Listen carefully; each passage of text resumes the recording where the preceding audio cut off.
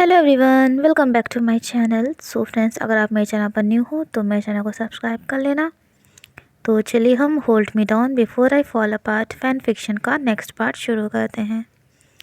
लांशी जुई वांग जी को आवाज़ देता है और कहता है हनगुआंग जुन। उसकी आवाज़ सुनकर वांग जी कहता है शिजुई अंदर आ जाओ।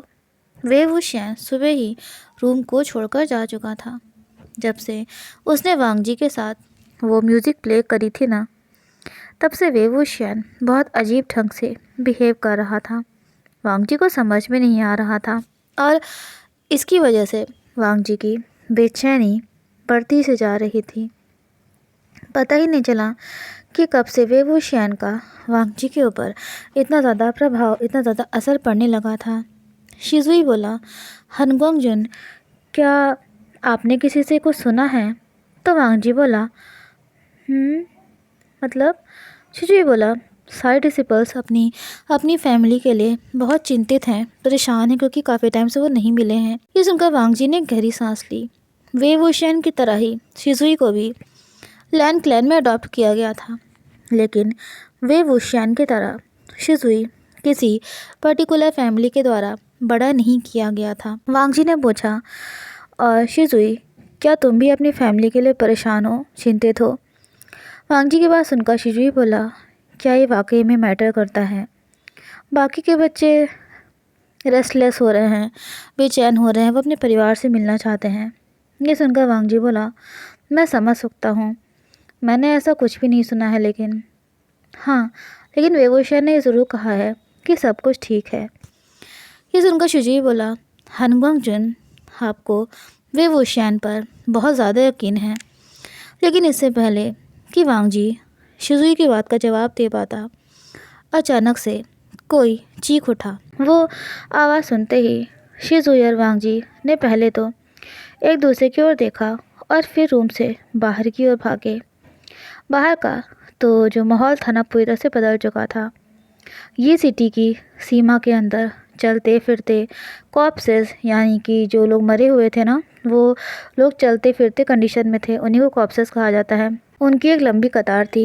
लेकिन इससे पहले कि वांग जी अपनी गोशिन को उठाता, एक हाई नोट हवा में सुनाई दिया, यानी कि फ्लूट का एक हाई नोट। जैसे ही वेवोशियान वहाँ आया, उसकी आंखें बिल्कुल ना रेड कलर की हो गई थी और चमक रही थी। फ्लूट पर उसकी फिंगर्स तेज़ी से मूव करने लगी। वेवोशियान उन कॉप्सेस की ओर घूरकर देख रहा था। अचानक से वो सभी कॉप्सेस ने ना अपने कदम पीछे कर लिए और ऐसा लग रहा था जैसे किसी चीज़ ने उन्हें पजेस, यानी कि अपने वश में कर लिया था। वेवोशियान की रोब्स उसके इर्द गिर्द लहरा रही थी और आँखों से ग्रीन और रेड कलर की एनर्जी निकल रही थी। वांग जी वेवोशियान से अपनी नज़रें हटा ही नहीं पा रहा था। जैसे ही वो कॉप्सेस वहाँ से गायब हुए, वेवोशियान पीछे मुड़ा और बोला, क्या सब कोई ठीक है? किसी को कोई चोट तो नहीं लगी? उसकी बात सुनकर जितने भी जूनियर्स थे ना, जूनियर डिसिपल्स थे, उन्होंने हाँ में अपना सिर हिलाया और वेवोशियान को बो किया।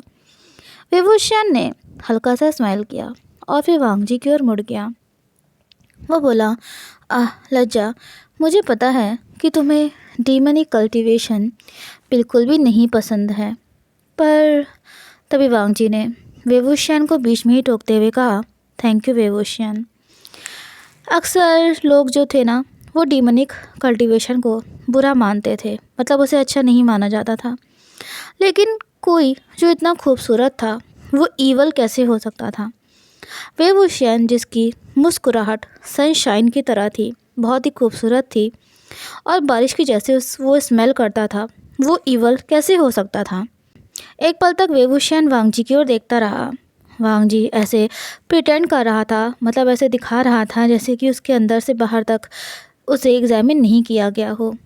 तभी वेवोशियान बोला, लज्जा, मुझे विंग कहकर बुलाओ। कुछ टाइम बाद वेवोशियान वांग जी के रूम में आ गया और वांग जी के बेड पर कूदते हुए बोला, 4000 रोज़। ये सुनते ही वेवोशियान बोला, लज्जा, मैं तो मैं तो कभी भी ऐसा नहीं कर सकता हूँ। इतने सारे रूल्स को फॉलो करना कितना मुश्किल होगा। लज्जा, लेकिन तुमने कैसे इस सब में सर्वाइव किया? विभूषण की बात सुनकर वांगजी बोला, मुझे ऐसे ही बड़ा किया गया है। मैं ऐसे ही माहौल में रहा हूँ तो मुझे आदत सी है। विभूषण ने कहा, लज्जा, इसका मतलब तुम कभी अपने दोस्तों के साथ भी नहीं खेले हो, ना ही तुमने कभी फ्रॉक्स को पकड़ा है, लोटस पॉट्स को भी नहीं चुराया है। लज्जा, इसका मतलब तुमने कुछ भी नहीं किया है। वांगजी जानता था कि वो वही था जिसे विभूषण बोरिंग समझता था। वो बोला, नहीं, मैंने ये सब कुछ भी नहीं किया है। वांगजी विभूषण के लिए बोरिंग नहीं होना चाहता था। तभी विभूषण बोला, और ये? विभूषण जिस तरफ इशारा कर रहा था, वांगजी उसे समझते ही ना फ्रीज सा हो गया। विभूषण वांगजी के जो फोरहेड पर रिबन था ना, उसकी टिप से खेल रहा था। उसने वांगजी की ओर डार्क आइज से देखते हुए कहा, लज्जा, मैंने सुना है कि ये जो रिबन तुमने पहना हुआ है ये प्योरिटी यानी कि शुद्धता का प्रतीक है, और तुम और तुम्हारे क्लैन के जितने भी लोग हैं ना, वो इसे तब तक नहीं उतार सकते हैं जब तक तुमने। लेकिन तभी वांगजी बीच में ही बोल पड़ा, नहीं। वांगजी हर तरफ देख रहा था सिवाय विभूषण के। वो विभूषण से नजरें ही नहीं मिला पा रहा था, क्योंकि उसे ऐसा लग रहा था जैसे कि वो ना जिंदा ही जल जाएगा, मतलब इतना हॉट हो गया था वो।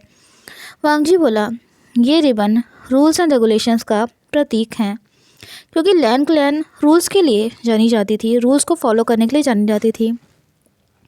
वांगजी बोला, लेकिन जिससे आप प्यार करते हो सिर्फ वही इस रिबन को उतार सकता है। ये सुनते ही विभूषण बेड पर से अचानक से उठकर बैठ गया और बोला, तो लज्जा, आज तक किसी ने भी कभी तुम्हारे इस रिबन को नहीं उतारा है? तो वांगजी बोला, नहीं।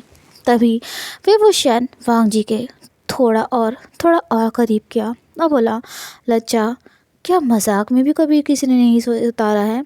तो वांगजी बोला, नहीं, मेरे इस रिबन को कभी किसी ने नहीं उतारा है। उसकी और विभूषण की नोज आपस में टच हो रही थी। तभी विभूषण बोला, लज्जा, तुमने कभी भी कोई बेवकूफ़ी वाला काम नहीं किया है ना, बताओ मुझे।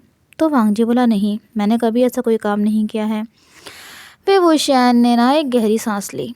वांगजी ने उसकी सांसों को जो टच था ना, उसकी सांसों का जो टच था ना, उसने अपनी पूरी बॉडी पर महसूस किया। वांगजी के हाथ कांप रहे थे। उसे विभूषण से दूर हो जाना चाहिए था, लेकिन वह ऐसा नहीं कर सका। तभी विभूषण बोला, लज्जा, क्या तुम ये करना चाहोगे? अचानक से वांगजी ने ना विभूषण को किस कर लिया। विभूषण तो ना चौंक गया था। उसने एक गहरी सांस ली और वो आगे बढ़ा। उनकी नोज जो थी ना, वह आपस में टकरा गई और विभूषण को ये देखते ना हल्की सी हंसी आ गई। उसे तभी वांगजी का जो फेस था ना, उसे अपने हाथ में पकड़ा और वो वांगजी को किस करने लगा। तभी वांगजी ने विभूषण की रोब्स का जो किनारा था ना, उसे कसकर पकड़ लिया, इस कोशिश में, इस उम्मीद में कि कहीं वो विभूषण में पूरी तरह से ना खो जाए। तभी विभूषण वांगजी से थोड़ा दूर हुआ। वो हैविली ब्रीथ कर रहा था। तभी वह स्माइल करते हुए बोला, लज्जा, मैंने तो उम्मीद नहीं करी थी कि तुम मुझे किस कर लोगे। ये सुनते ही वांगजी बोला, विभूषण, क्या तुम नहीं चाहते थे कि मैं तुम्हें किस करूं? विभूषण की स्माइल ना बहुत ज़्यादा खूबसूरत थी। वो बोला, ऑफ कोर्स लज्जा, मैं चाहता था कि तुम मुझे किस करो। उसे ऐसे देखकर वांगजी के होठों पे ना हल्की सी स्माइल आ गई थी। उसे ऐसे देखते ही विभूषण बोला, आह लज्जा, तुम मुस्कुरा रहे हो। वांगजी बोला, मैं खुश हूँ। तभी उसने अपने माउथ को ना अपने हैंड से कवर कर लिया। ये देखते ही विभूषण ने तुरंत वांगजी के हाथ को ना उसके मुंह पर से हटा दिया और कहा, लज्जा, तुम्हें पता है, तुम मुस्कुराते हुए ना बहुत ही ज़्यादा खूबसूरत लगते हो। क्या कभी किसी ने तुम्हें ये बात नहीं कही? वांगजी का फेस ना रेड एंड हॉट हो गया था। वो विभूषण से बोला, शेमलेस। ये सुनते ही विभूषण बोला, लज्जा, तुमने अभी भी मुझे किस किया है और तुम मुझे शेमलेस कह रहे हो? ये सुनकर वांगजी बोला, रिडिकुलस। तभी वेवोशियन ने अपना सिर वांगजी के शोल्डर पर रख लिया और कहा, लज्जा? क्या क्या इसका मतलब ये है कि मैं फाइनली तुम्हारे बेड में लेट सकता हूँ? ये सुनते ही वांगजी चौंक गया और बोला, वेवोशियन। उस रात और उसके बाद की हर रात में वो दोनों एक ही बेड पर सोए। सो फ्रेंड्स, कैसा लगा आज का पार्ट मुझे कमेंट्स में ज़रूर बताइएगा और मेरे चैनल को सब्सक्राइब करना मत भूलिएगा। मिलते हैं नेक्स्ट वीडियो में। Till then take care, have a nice